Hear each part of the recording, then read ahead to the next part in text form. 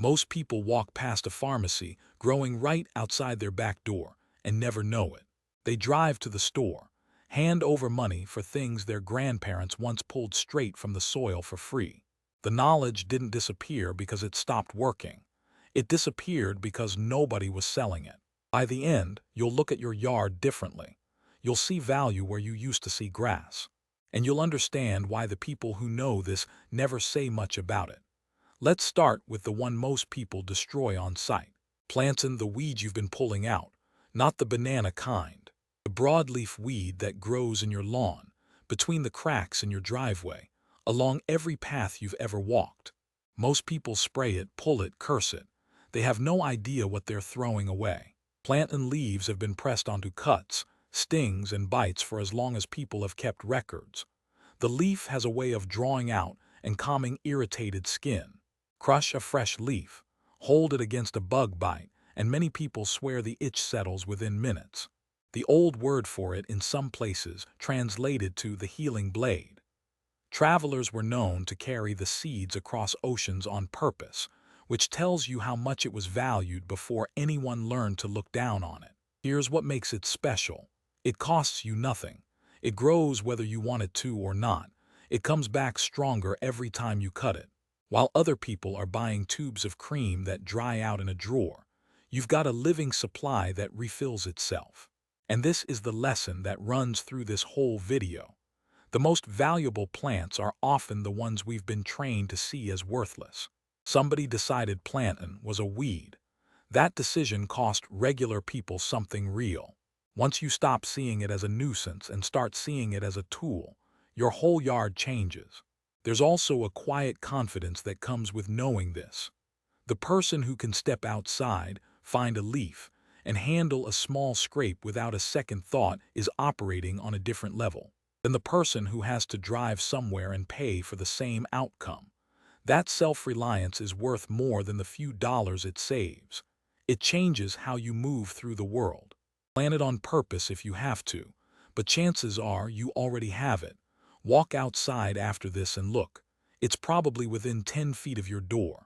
Aloe vera, the plant that pays you back forever. You've seen aloe. Maybe you've even owned one and let it die. But most people treat aloe like a decoration, a little green thing on a windowsill. They never use it. They never split it. They never let it do what it was built to do. Aloe is one of the few plants where the value is sitting right there in the leaf, in plain sight. Snap one open, and that clear gel inside has soothed burns, scrapes, and dry skin for thousands of years. Egyptians called it the plant of immortality. They weren't being poetic for no reason. Here's the part people miss. One aloe plant becomes 10. It sends out little pups around its base, baby plants you can pull off and replant. So you don't just own a plant. You own a factory. Buy one aloe, treat it right, and within a couple of years you've got enough to line a whole windowsill, give them away, or keep them as backups. Think about the math. A single bottle of aloe gel from the store gives you one bottle. A single aloe plant gives you years of gel, plus more plants, plus more gel from those plants. That's the difference between spending and owning. Most people spend their whole lives buying things that run out. The smarter move is owning things that multiply. And those pups are quietly building your wealth in a way that has nothing to do with money. Everyone you give to a friend or a neighbor plants a small seed of goodwill. People remember who gave them something living. Over the years, a single aloe can populate an entire street, and you become the person who started it all. That kind of standing in your community can't be bought at any store. Keep it in a pot if you live somewhere cold. Bring it inside when it frosts. Treat it well and it'll outlive your interest in it. Chamomile, the calm you can grow. People spend a fortune trying to relax. Apps, drinks, little bottles of this and that. And the whole time, one of the oldest calming plants on earth is one you can scatter across a corner of your yard and forget about. Chamomile produces small white flowers that look like tiny daisies. Those flowers, dried and steeped in hot water, make the tea that grandmothers have been giving to restless children for generations. It's been used to settle the stomach and ease the mind for so long that it shows up in records thousands of years old. What most people don't realize is how generous this plant is. It self-seeds. You grow it once, let some flowers go to seed, and it plants next year's crop for you without you lifting a finger. You're not buying tea bags anymore. You're harvesting your own, drying them, storing them in a jar, and pulling from that jar all winter long. There's a quiet kind of wealth in that, not the kind you brag about. The kind where you simply stop needing to buy something you used to depend on. Every jar of chamomile you dry is a small bill you'll never pay again. Do that across enough plants, and the savings stack up in ways you stop even noticing, which is exactly the point. But the deeper payoff is the habit it builds. When you grow your own calm, you start reaching for the jar instead of the screen, the warm cup instead of the quick fix.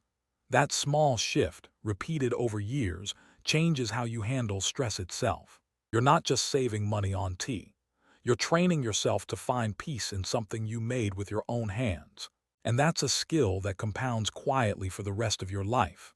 Give it sun, give it a little patience, and it'll give you calm for years. Calendula, the flower that heals skin.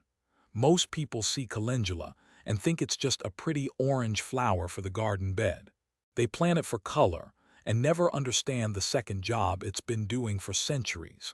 Calendula petals have been used on minor wounds, chapped skin, and irritation for a very long time. Soaked in oil, those bright petals release something that has soothed and supported skin in cultures all over the world. Soldiers in old wars reportedly carried it for exactly that reason. Here's why this one rewards the patient person. You don't just use the flower fresh. You dry the petals, steep them in a simple oil, and you've made a skin oil or balm that sits in your cabinet ready whenever you need it. One season of flowers can give you enough to last a year, and the plant keeps producing the more you pick it. That's the secret most people never learn about flowers like this. Cutting them doesn't take from the plant. It tells the plant to make more. So the gardener who harvests calendula regularly ends up with more flowers, not fewer. You're rewarded for using it. The more you take, the more it gives. And once you understand how to turn a flower into an oil, a door opens that most people never even see. The same skill that makes calendula balm makes a dozen other things. You've learned a process, not just a recipe. That's the real prize. A person who can take a raw plant and turn it into something useful never runs out of options. Because the knowledge applies again and again across everything else in this video.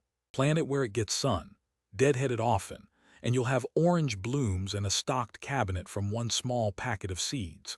Lemon balm, the plant that spreads your wealth. Lemon balm is in the mint family, and that tells you almost everything you need to know about its hidden power. People plant it for the smell, that bright lemon scent when you brush the leaves. What they don't expect is how it takes over, and why that's actually a gift. The leaves have been used to lift the mood and calm the nerves for hundreds of years. Crushed into tea or simply held and smelled, lemon balm has a long history of helping people feel a little lighter.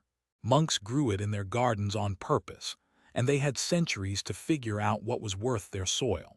Now here's the part that turns a plant into an investment. Lemon balm spreads fast. Most people fight plants that spread, but think about what spreading really means. It means free plants. It means you can dig up a clump, hand it to a neighbor, fill another bed, and never spend a cent on more. A plant that multiplies on its own is a plant that's quietly building your supply while you sleep.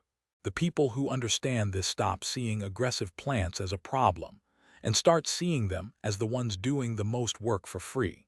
Keep it contained in a pot if you want control. Let it run if you've got the space and want an endless supply. There's a bigger idea hiding here too. A plant that spreads is a plant that protects you. If one patch fails, gets eaten, or dries out, you've got more of it somewhere else because it never put all its energy in one spot. You're building a backup into your own yard without thinking about it. The gardener with spreading plants is never one bad season away from starting over. And that kind of security is exactly what most people are missing. One plant today is a whole patch in 2 years, and you did nothing to earn it except let it grow. Yarrow, the old soldier's plant. Yarrow has feathery leaves and clusters of tiny flowers, and most people walk right past it thinking it's just a roadside weed.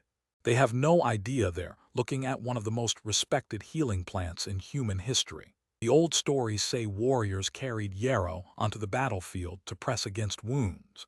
Its name in some languages still ties back to that use. For generations, the leaves were the first thing reached for to help a cut settle and stop weeping. That reputation didn't come from nowhere. It came from people testing it over and over across centuries and trusting what they saw. What makes yarrow a smart plant to own is how tough it is. It survives drought. It survives poor soil.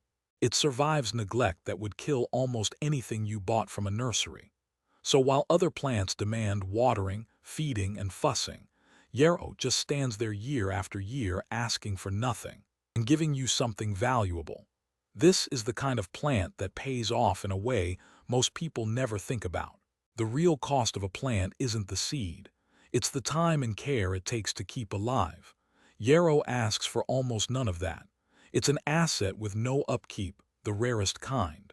You plant it once and it becomes part of the land, coming back stronger each year while you forget it's even there. It does something for the rest of your garden too.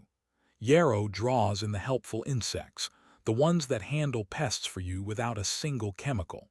So while it's sitting there asking for nothing, it's quietly making every other plant around it healthier.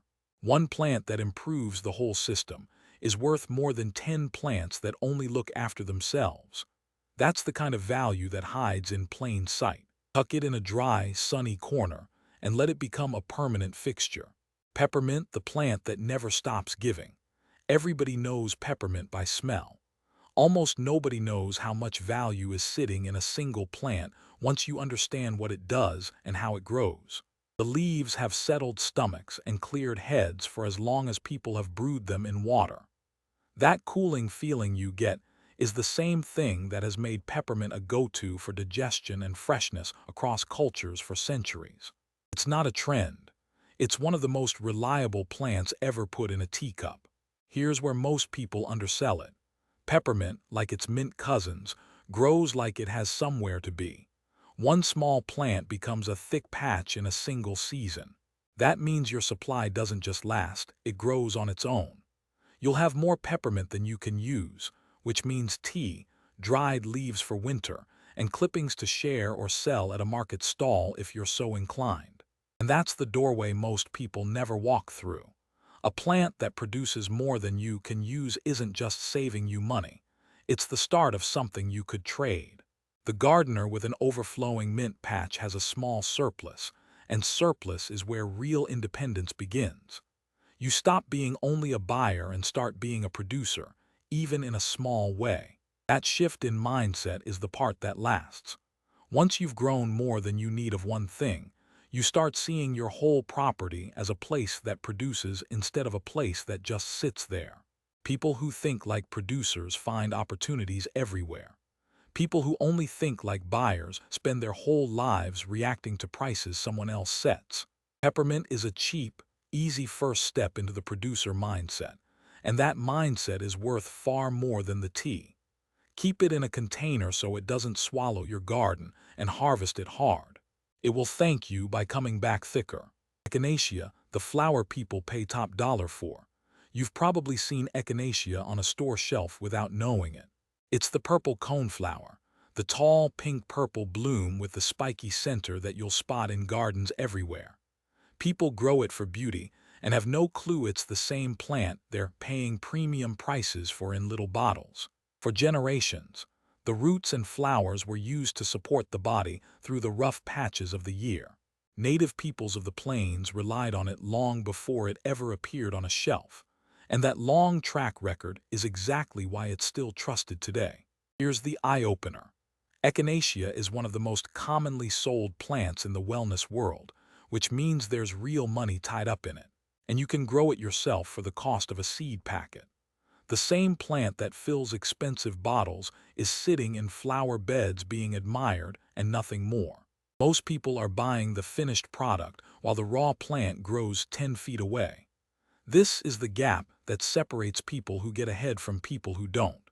One group pays full retail for something they could produce. The other group looks at the same shelf, recognizes the plant, and goes home to grow it. Echinacea is a perennial, so it comes back every year on its own. Plant it once, and you've got a permanent source of something other people treat as a luxury purchase. The longer you own it, the better the deal gets. The roots, which are the part most prized, actually grow more valuable as the plant ages. So time itself is working in your favor here. A young echinacea is a flower. An older one is a genuine resource. Most people never let anything in their yard mature long enough to reach its full worth, and that impatience costs them. The person who plants echinacea and simply waits is being paid by patience alone. Give it sun and space. Leave the roots alone for a couple of seasons to mature, and you've turned a flower bed into a quiet investment. Time, the tiny plant with outsized power. Thyme hides in plain sight in kitchens everywhere. People sprinkle it on food and never stop to think about the second life. This little herb has lived for thousands of years. Beyond the kitchen, thyme has been used to support the throat and chest for a very long time. Brewed into a warm drink, it's been a household standby across the old world for so long that it shows up in records from ancient times. The same plant flavoring your dinner has been quietly doing serious work for generations. What makes thyme a sharp choice is how much it gives from how little space. It's small, it's tough. It grows happily in a pot, in a crack between stones, in the worst soil you've got. You can fit several thyme plants in the space a single tomato would demand. And unlike that tomato, thyme comes back year after year without replanting. That's the kind of efficiency most people overlook. Everyone wants the big, dramatic plants, but the small, tough, permanent ones are where the steady value lives. Thyme asks for almost nothing and pays you in both food and old-world remedies, season after season, with no yearly cost to start over. This is the plant for anyone who thinks they don't have room. A balcony, a single pot, a strip of ground by the wall is enough. And that matters more than it seems, because the biggest excuse people give for never starting is space. Time removes the excuse. Once you've proven to yourself that you can grow something useful in almost no room at all, the door is open. Small wins build the confidence for bigger ones, and a single pot of thyme has launched more home gardens than any seed catalog ever did. Put it somewhere sunny and a little neglected, and it'll outperform plants that demand 10 times the attention. Dandelion, the free gold everyone sprays away. Here's the one that's going to sting a little. Dandelion, the plant you've spent money and effort trying to kill, might be one of the most useful things growing on your property. Every part of the dandelion has been used. The leaves in food and tea, the root as a roasted drink, the flower in old country recipes. For centuries it was treated as a valuable spring plant, something people actually looked forward to. The leaves are packed with the kind of nutrition you'd happily pay for in any other green. Now sit with the irony for a second. People buy weed killer to destroy dandelions, then drive to a store and buy bagged greens and root drinks. They're spending money to remove the free version of something they then spend money to replace. That's not a small mistake. That's a habit, repeated everywhere, that the people who know better simply don't make. This is maybe the clearest lesson in the whole video. Value isn't always rare. Sometimes it's everywhere, so common that we've been taught to despise it. The dandelion didn't lose its worth. We were just convinced it had none, mostly by people who profit when we believe it. The person who looks at a yard full of dandelions and sees food instead of failure is the person who's already thinking differently from the crowd. And once you flip that one belief, you start flipping others. You begin to question what else you've been told is worthless. You look harder at the things everyone ignores. That habit of seeing value where others see junk is the single most profitable way of thinking a person can develop, and it stretches far beyond the garden. Dandelion is where a lot of people learn it for the first time. You don't even have to plant it. Just stop killing it. Let a patch grow somewhere clean and untreated, and harvest from it freely. Sage, the plant that outlives its owner. Sage is one of those plants people grow for a holiday recipe, and then ignore for the other 360 days of the year. They have no idea they're sitting on a plant that ancient cultures treated as something close to sacred. The name itself comes from a root that meant to heal. That's how seriously it was taken. Sage has been used to soothe sore throats and freshen the mouth for a very long time, and burning the dried leaves to clear a space is a practice older than most written history. The leaves hold their power even after drying, which is part of what made them so valuable to people who needed remedies to last through long winters. Here's the quiet advantage. A sage plant, once established, can live for years and grow into a substantial woody shrub. You're not babysitting a fragile annual. You're growing a plant that becomes a fixture, getting larger and more productive as the years pass. The patience you put in early pays off in a plant that gives more every single season. That's the compounding effect that separates real gardeners from casual ones. Most people plant for this year. The smart ones plant things that grow in value over time, where year 3 gives more than year 1, and year 5 more than year 3. Sage is exactly that kind of plant. The longer you have it, the more it gives, and the less you have to do. There's something else worth saying about a plant that lives this long. It becomes part of your story. A sage shrub planted today could still be standing when your children are grown, holding the memory of the day you put it in the ground. The most valuable things we grow aren't always the ones we use the most. Sometimes they're the ones that quietly outlast us and remind everyone who comes after that someone, long ago, decided to plant something that would still be giving years later. Plant it in a sunny, well-drained spot and let it become part of the furniture. Decades from now, it could still be there. Lavender, the plant that sells itself. We finish with the one that might surprise you most, because almost everyone sees lavender as purely decorative. They plant it for the smell and the pretty purple spikes, and completely miss that it's a genuine healing plant with a market value people build entire small businesses around. Lavender has been used to calm the mind and ease the body for centuries. The scent alone has a long history of helping people relax and rest, and the dried flowers have filled pillows, drawers, and remedies across the world for generations. It earned its reputation honestly over a very long time. But here's the angle nobody talks about. Lavender is one of the most commercially valuable small plants you can grow. Dried bundles sell. The oil sells. The flowers sell at markets, in shops, in little sachets people happily pay for. A single healthy lavender plant produces far more than one household could ever use, which means the surplus has real cash value if you ever want it to. And that's the highest version of everything this video has been pointing at. The best plants don't just save you money or heal your body. They can actually put money in your pocket if you decide to take it that far. Lavender starts as something beautiful, becomes something useful, and can end as something that pays. Few plants travel that whole road, and most people never know it can. It also draws people in.